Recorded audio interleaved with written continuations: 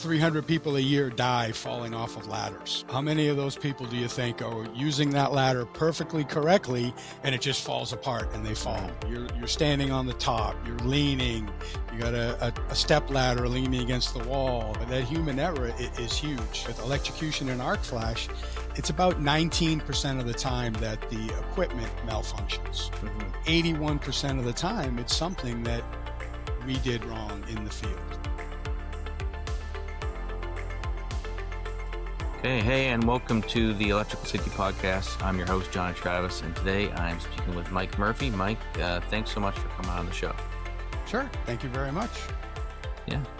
I guess just, we usually kick things off, just kind of let the guests, introduce themselves and maybe tell a little bit about how you got involved in electrical safety and you can go back as far as you'd like and then just kind of, what you're doing today and how that all transpired. So yeah, you can start wherever you'd like. Sure. So I am I'm a Master Electrician. I'm part of IBEW Local 26. That's here in Washington, D.C. I live in Maryland, but I work in the Northern Virginia area. I work for Rosendin Electric, which is a nationwide contractor. And we focus mainly on the data center area, where I'm right in that, what they call data center alley. There's more information flowing through Northern Virginia than anywhere else in the world. And I kind of worked my way up. I've been with Rosendin for 7 years now. Came here just as a journeyman and worked my way up to run and work for them. Then we just saw a need for in-house training. A lot of companies do third party for NFPA 70E, 70B, electrical safety. And we just really saw we were growing so much that we really saw a need for in-house trainers that were available all the time. I was asked if I would step into that role just based off of my experience and some of my qualifications. So I started that about 4 years ago. It was just me. I now have a team of 4 people that we're training, teaching classes every day, and not just in safety, but in all different aspects of the trade. Yeah, no, that's great. So I guess, we were chit-chatting a little bit beforehand and kind of talking about, the experience that you went through with the company and the growth of the company and some of the challenges that, not just in training, but just in general, that kind of leads to is, you've got a lot of new people coming in. So what were some of those challenges and maybe what were some of the things that, you could kind of help other people that may be going through similar problems with? Sure. One of the biggest things that we have is the leadership. At one point we had done kind of an internal survey trying to see where we were at, and we had about 100 foremen that we were short. Like we were looking to promote 100 people. And in the old days, you kind of hand a guy an iPad and say, those 10 people right over there, they're waiting on you. There's your team. We promote people because they're good installers. Hey, you show up every day, you do a good job, you're a good electrician, we're going to make you a foreman. And we never worry about, does he know how to, or does she know how to actually manage people, manage time, safety, all of those things. When you're a foreman, you're responsible for the safety of everybody who works underneath you. And those are kind of the areas that we're trying to make sure we're hitting before we hand you that iPad and tell you to go to work. We're trying to make sure that, you're ready for those challenges. Yeah. So, just out of curiosity, like what percentage of the training that you're doing is focused on leadership as compared to maybe, on the tools or the NFPA 70E side, like just ballpark? Yeah, so the majority of our training, I'm not teaching people how to be an electrician. We're all union electricians. They're going through the apprenticeship or through our program. So they're getting that hands-on training from the union. For us, it's the soft skills, leadership training, and then the electrical safety is about 50-50 right there. Those are the things that we're really focusing on. Scheduling, planning. At Rosendin, we've done some internal audits and found that our most profitable jobs were the ones where we actually had the least amount of recordable incidents. And as we look at that, we see that planning is the biggest issue. When we plan correctly, jobs are safer, we have less safety issues, and then we also make more money. So those are the kind of the things that we're trying to focus on because safety does go hand in hand with profits. It really does. Let's talk about planning a little bit because I know, like, you know, obviously I've had lots of conversations with companies, and you're always, just at the beginning of even just electrical safety, we're talking about job safety planning and things like that. I feel like a lot of people still don't get maybe, well, what is that all about? So just, off the top of your head, if you had to choose like two or three of the most important elements of a good plan, and if you want to talk about a job safety plan, that's fine too. But just like what's actually in there that makes a difference between maybe a good plan and a bad plan? Yeah. Well, one of the biggest things that we have is getting the general foreman. So we have a general foreman, he's in charge of the entire job. And then you have foremen under him that have their crews. Getting that general foreman to allow his own foreman to do their own planning as opposed to, I know how to do this, let me plan for everybody. And then we break it down just by the day. Hazard recognition is a big one. Just looking around, seeing what's going on, what could possibly be a hazard. A lot of times we're all putting out fires, right? I'm on a project, I'm running conduit today. General contractor comes over and says, I got the welder up on the third floor and he needs the welding lead put into the temporary panel. We need to stop, think about what we're doing, reassess, do another pre-task work plan, because we're already focused on the hazards of what we're working on. Now we're changing it. New hazards, new distractions, new things to worry about, tools, equipment, all of that. And really just trying to say, okay, let's stop, let's take a break, let's look at it. Another big thing we're looking at is with our people working, we take the first 45 minutes of the day, and that is all planning. We used to get there, hey, let's get to work, let's get going. Now we're saying the first 45 minutes of the day is all about planning. And we're asking questions like, is there anything today that may keep you from focusing on your task?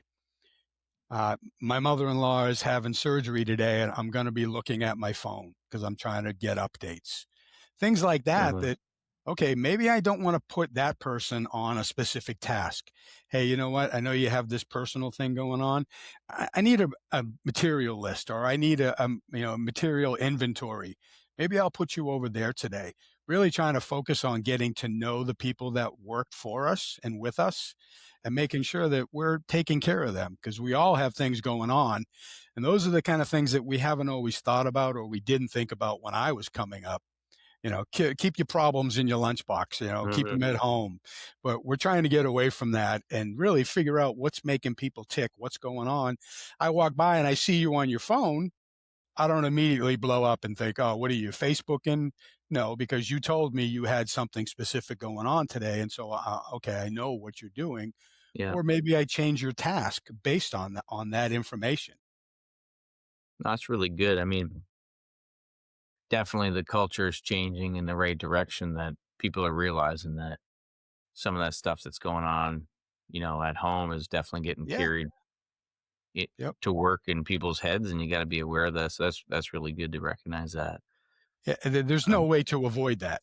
I mean, it's just yeah, impossible. We all have yeah. things going on, and we want to have that focus on safety, and you know, the mental aspect of it is huge. Well, and that's something too. Like, just thinking about it, I don't see that very often in almost anybody's safety plans. Is that that's almost it's it's all about like, well, we're on this equipment and these are the tools we need and this is the PPE. It's all just stuff. It's not almost nothing to do with the people, right? So that's a really good point.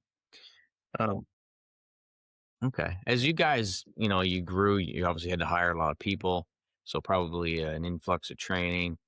Like, how did you overcome, and how did you, or maybe not overcome, but how do you prioritize? You know, if you hire a whole bunch of people, you can't guarantee they're all going to be trained exactly the way you need it. How did you guys like prioritize that and sort of divide up the training just to make sure that once they are out there working, that you feel like they've got adequate training?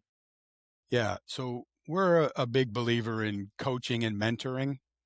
So everybody on a job, you're a foreman, you should be mentoring somebody to take your position. You're a general foreman, you should have that right-hand person that you're mentoring to move up. And with our pre-task work plan, we have that morning meeting, but then we have check-ins during the day. Hey, 10 o'clock, I'm walking through checking on everybody. Has anything changed? Anything else going on? So we're constantly trying to forge those bonds between the people working so that we can kind of see where things are going and where we're at. And then we're trying to identify the next set of leaders. I don't know if you ever read the book Extreme Ownership by Jocko Willink and Leif Babin. It's a leadership book. They were Mhm. two Navy SEALs, and they're always talking about building up that next generation of leaders and giving them responsibility. But we have to find those people, pick them out, and that's from conversations, getting to know people, and seeing what motivates you. You know, Mhm. where do you want to be? You know, in a year, 2 years, 5 years. You know, our building is loaded with electricians in the BIM department, estimating PMs. There's all kinds of different tasks and jobs that you can do. It's not just, hey, I'm an electrician. Okay, that's awesome if that's what you want to do. But if you want to do something else, you know, we're offering those opportunities as well, trying to keep those good people. Yeah, that's really good. And that, you'd think that that would be a little bit contagious. It also probably would help with with lowering your turnover rates. If people feel like they're part of a team and there's good leadership, they're going to hang around. They're going to stay. It's going to save you money in the long run for sure. Um, Something I noticed when I was kind of leafing through some of your stuff, you had one of the big problems in training maybe a few years ago, or I'm not sure where you might have experienced this, was like low levels of attention and participation. So what are some of the things that you've done to try to like improve on that and just make training maybe a bit more fun? Or Yeah. So we do a lot of, gamification. Okay, what can we do hands on? NECA, National Electrical Contractors Association, has come up with this training trailer which simulates lockout, tagout, and arc flash, where it's a hands-on. You're going to put a suit on, arc flash suit, and if you mess up, smoke comes out. There's a yeah. digital screen behind you. Fire comes out of it. So trying to come up with ideas like that. We do something where we have the shock-proof gloves, right? So you hand a guy a pair of shockproof gloves that the day that he goes to work on something energized should never be the first time he's put those gloves on. We take the old Operation game. I don't know if you remember the game Yeah. Operation with the little tweezers, and we actually have, we'll do a little competition with the gloves on, trying to pull the tweezers out.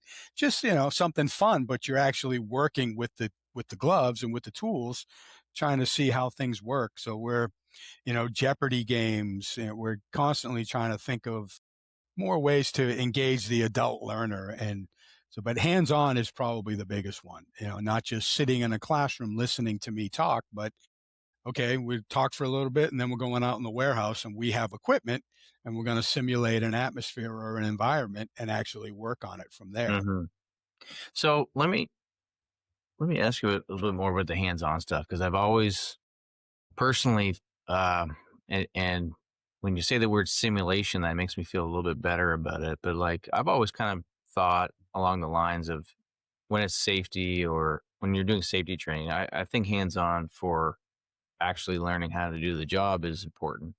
But for me, I'm thinking usually safety problems happen when someone made the wrong decision. Usually, I think, I don't know. So if you are kind of creating that simulation, how much of it is like they're also solving a problem Like they're not like how do you do that? Do you walk them almost through like an entire scenario where they've got to make a bunch of decisions in that, or how does that work? Yep. So you walk them through, you give them a scenario. If we're doing NFPA 70E training, for example, we give them a scenario where, okay, we're going to create an electrically safe working condition on this piece of equipment. Start off where we take the single line, the one line diagram, finding our lockout tagout points, actually walk all the way through it where we'll have a group who's sitting back. They're the observers. They're Hmm. the rescue team if something goes wrong. We'll even simulate, an emergency. Something happened, a guy got hung up. Now we have to have the rescue hook, walk through all of that. But yeah, so we try to find those mistakes. And that's the trailer that I mentioned is great for that because Hmm. it does actually give you that. And then we're actually filming it at the same time. So we can go back. All right, see here, this is what we did wrong here. Why was it wrong? Kind of simulate that, talk about it, and then try it again. So yeah, it's making mistakes is making them in a safe environment is what we want to do, so that when we're in another environment, it's not the same. Yeah. And are the are the scenarios in that like are they you mentioned establishing an electrically safe work condition. I would say as long as you follow the proper steps, then 99.99% of the time it's going to be good. Maybe 100% of the time it's going to be good. There are things though, I'm just trying to think of an example, um, where like, maybe there's something a little bit off with this particular equipment or something. So if you skip a step, it's going to, you're going to be in an arc flash. Um, you guys ever do anything like that where it's almost not a trick question, but like you're kind of walking into a scenario that's just definitely not a normal situation already. And so now, and you don't know that. So you've got to make the proper choices, or is it all just basically following you get the 8 steps right to establish the electrically safe work condition and you're good? Is that kind of, No, I mean we do definitely try to come up with some little tricks. I teach a single line diagram class, and there are some little things in there that are wrong, things yeah. on the prints that are incorrect. Um, we'll get like us. We got to look at the specs for this piece of equipment, and the specs in the print have different information on them. Things like that to pick up. Is the equipment in normal operating condition? We'll have 6 screws in it. One of the screws is a different type of screw. Well, that immediately says, okay, it's not in normal operating condition. So we Hmm. do try to throw things in there just to see if they're paying attention and they're actually looking for the small things.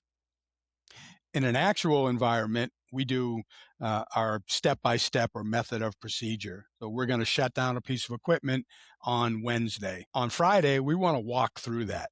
We do a dry rehearsal. Everybody who's going to be involved in the shutdown, we're going to take our step by step. We're going to walk through each step, see where we're at.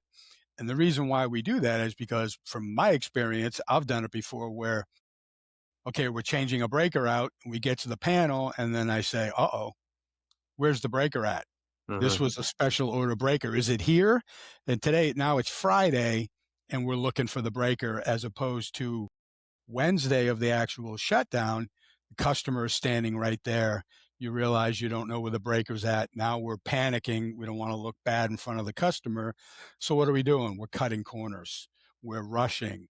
We're worrying about what the customer thinks and not what we're supposed to be thinking about. And that's where that human error comes in and we start to make mistakes. So we always try to make sure that that's another aspect of planning, that we're planning things ahead of time, making sure we're not missing any of those little things. Yeah. So you mentioned human error, and I know that's Yeah. been one that recently more people are kind of paying attention to and talking about. What are some of your thoughts on human error and how that plays a factor in safety? I mean, honestly, I think it's the number one factor in all of safety, not just electrical. It, 300 people a year die falling off of ladders. How many of those people do you think are using that ladder perfectly correctly and it just falls apart and they Hmm. fall? No, you're standing on the top, you're leaning, you got a step ladder leaning against the wall. That human error is huge. NIOSH, National Institute of Occupational Safety and Health, has done studies on that. And with electrocution and arc flash, it's about 19% of the time that the equipment malfunctions. Hmm. 81% of the time, it's something that we did wrong in the field, something that led to that happening. I've done this a million times. Well, a million and one is the one that bites you. Hmm. We've always done it this way. Not getting feedback. There's a whole list of things that, it's not following lockout tagout.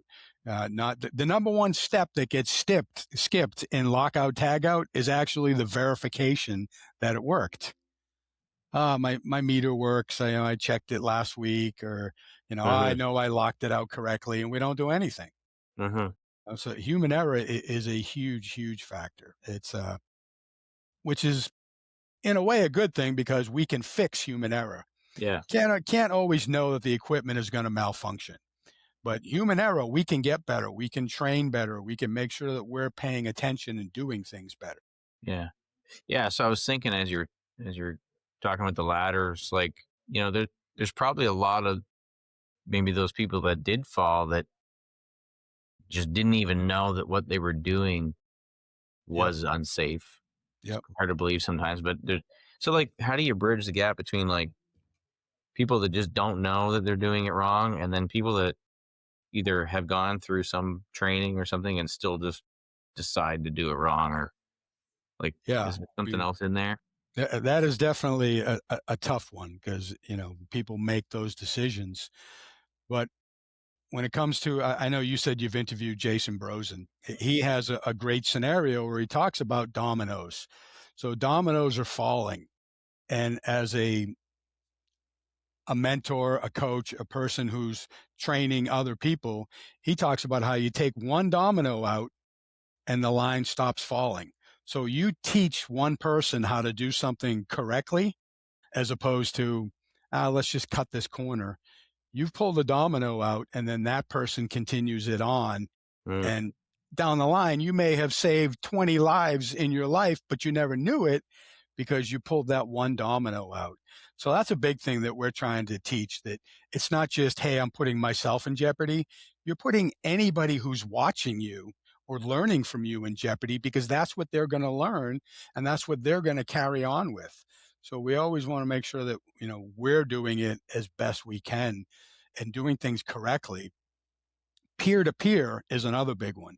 That's the reason why we talk about the public speaking and getting your message across. But peer to peer counseling is one of the biggest ones. When your peer says to you, "Hey, let me go get a 10-foot ladder with you because you're standing on top of the 8."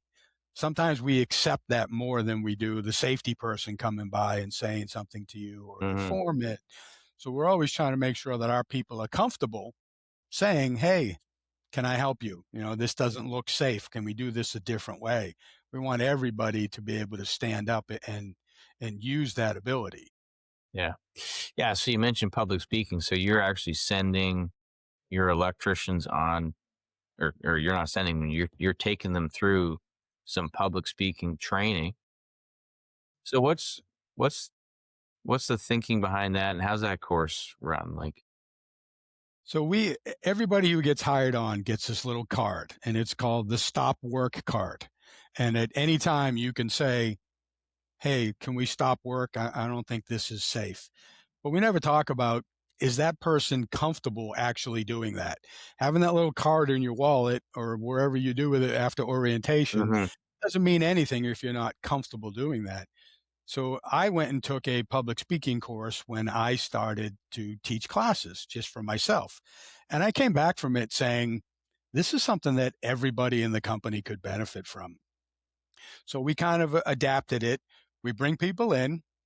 The first thing I do is I talk about a mentor, somebody who was a mentor in your life. And it's impromptu. You get up and you speak about somebody who was a mentor in your life. mhm, We film it, we watch it back, and I don't really like the term public speaking. I think more of communication, but it's about being comfortable standing up in front of people and actually talking. And we talk about verbal viruses, the ums, the ahs, how to get your message across, your body language, gestures, things that really help you to make sure people are understanding what it is that you're trying to get across so that when that time comes, you're comfortable saying, hey, let's hold on a second. I'm in a meeting and Hmm. something comes up. Yeah, I don't think that's the safest way. Let's talk about a different way we could possibly do it instead of just sitting back there and not saying anything. That has been a huge success for us. That Yeah. is the one class that I get the most feedback from people who take it. They come back to me all the time and say, something came up and I remembered some of the things that we talked about in class and I was able to, you know, be able to speak in front of people and not be concerned about it. Yeah. Glossophobia is a big fear of American people or, human beings in general, I'm sure. Yeah. Yeah. Wow. That's really powerful. So just to get it straight too. So the course is not public speaking because you're going to go on a, you know, No. on a stage Yeah. somewhere. It's communication, Communication.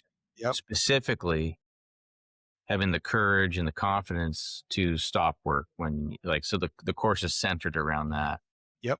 Yeah. That's, Yep. that's really good. Yeah. A So lot of it's, people could benefit from that. oh yeah. And, I offer it to all of our employees. So our office people take it, project management, everybody is communicating in some way. It's a people business. And Hmm. we need to be able to communicate with people, with customers, our teammates, everybody involved. We're all communicating. And if you're not comfortable doing that, you're going to get left behind, first of all. And second of all, it's a real safety thing. So we want those people to be very comfortable. It's two different classes. I do two 4-hour classes. The second one is more based on answering questions like in a meeting setting. You'll come up and talk about something impromptu. And that's why Abraham Lincoln is my favorite president. Hmm. And the class will pepper you with questions. Could be about your topic, could be about, do you like hot dogs? Just to get you answering things on the fly and thinking and, just getting comfortable being up there and standing in front of other people and Mm. answering questions or just getting your message across. We even talk about emails, how to properly write an email so that you're getting your message across. The subject line. If you Mm. don't put anything in the subject line, where do you think that email goes? To the bottom of the pile. That's your attention grabber. Hmm. That's your opportunity to really get somebody's attention. So we try to focus on all of those different aspects of communication. No, that's good. Um, the other one I was curious about when I was looking through some of your stuff was, you mentioned about the lack of skilled workers for specialized tasks. Yes. So we do what we call just in time training.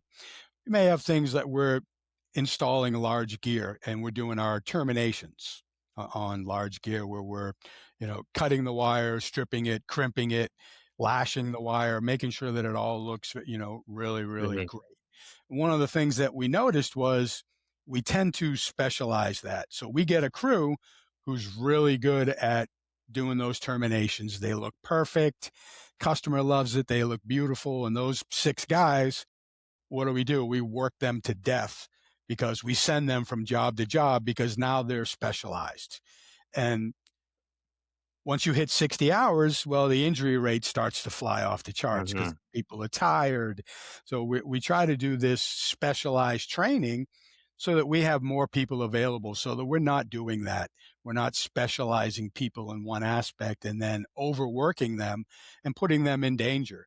So this just in time training, hey, we're getting ready to terminate on a bunch of jobs. Let's bring people into the shop. We actually go through the whole thing. We pull the wire. I've got gear set up. I got 4-inch conduits. We'll pull the wire, walk through it step by step, all of that, show them how to do everything, point to point, all of the things that go into it. And then we're training them so that we have more people available and we're not specializing in overworking anybody. Oh, that's really good. And that could be anything. Right now, we're doing bus duct, installing bus duct. Yeah. Little things that you don't think about. The bus duct comes out, it's wrapped. We unwrap it, and a lot of times we find it's dirty. It's got Mhm. dust all over it. Well, dust is combustible. How many companies are teaching people, hey, you need to make sure that you're cleaning all of that stuff before we put it together because dust can cause an arc flash. Mhm. It's combustible. It can a spark, and now all of a sudden, boom, we have an arc flash. Those are the little just in time trainings that we're focusing on. Just reminding it's sometimes just a reminder. Hey, I just want to remind you guys, make sure you're cleaning all of those blades before we put all that bus duct together and put it up in the air. Yeah. No, that's really good, and that's a big problem too. Not the bus duct. I mean, that's a problem, but I mean, the idea of the just in time training and the specialized tasks. Because what most companies are probably faced with is they hire an electrician. They probably just think, oh, it's an electrician. They know how to do everything right off the hop. And then even if they did have those needs for specialized tasks, there is no training whatsoever, and they may have never seen that in all their life, right? They could have been even working for 10, 15 years and just never come across this Absolutely. particular task. So that's Yep. And even if you have like a 4-inch table bender, every time I use one in my career, I've used it a million times, but every time I did it, I kind of had to go through it again. Oh, uh it's been 2, 3 years since I used it. Let me burn up a couple of sticks of conduit while I, refigure out how to use all of right. this stuff. And we do even with our safety people once a quarter. I bring them in Mhm. and we do things like that. They're not electricians, but we bring them in and have them bend conduit, teach them how to use the tool. How can you tell me how to use it safely if you've never used it? So we try to show them how to use these things so that they can have more of a part in our safety when we're doing shutdowns or bending conduit or whatever it happens to be. I actually run up, we call it a boot camp for non-electricians where I bring them in and I teach them how to bend conduit. We teach them how to read a single line, talk about material and equipment. We hook up a transformer. We're doing a lockout, tag out, just showing them things so that our safety people are not just, hey, where are your glasses? Where are your Mhm. gloves? They can actually be a vital part of our energizations and our shutdowns because they understand what we're actually doing.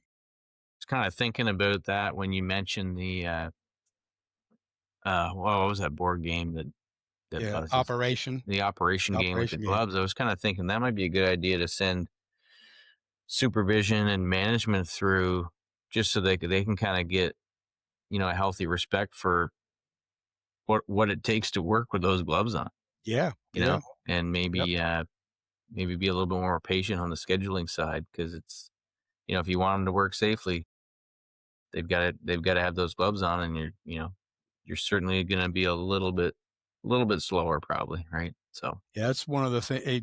Ours we have PMs and APMs that take my class, the boot camp, and that's one of the biggest things. We've been like a 3-point saddle, and they're like, "Wow, that was really hard." And I said, "Yeah, now I need 50 more before 2 o'clock."